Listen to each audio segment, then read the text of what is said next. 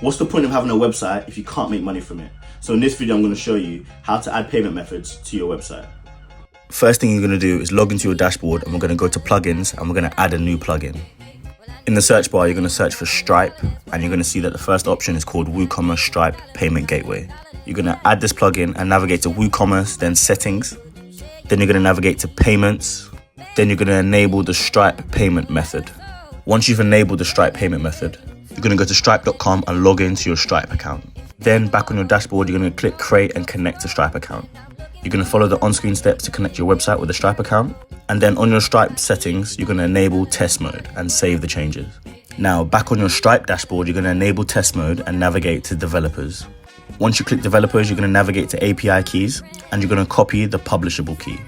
Once you copy this, you're going to paste it back in your WordPress dashboard. In your dashboard, you're going to click edit account keys and paste that publishable key into that place. You're going to repeat this for the secret key and paste the secret key into the spot.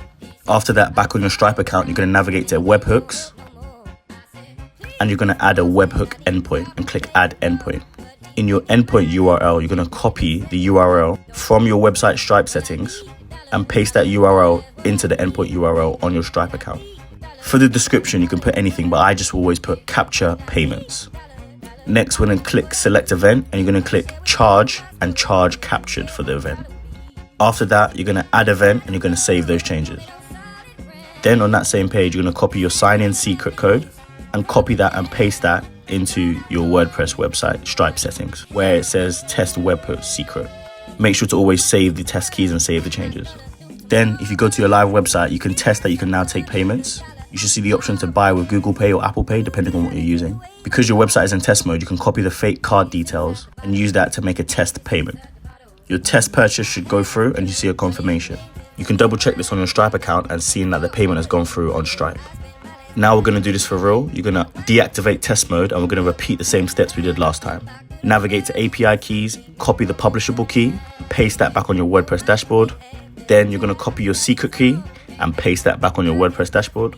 Make sure to paste everything in the right spot. Then, just like we did with test, we're going to go to endpoints, and we're going to add an endpoint the same way we did last time.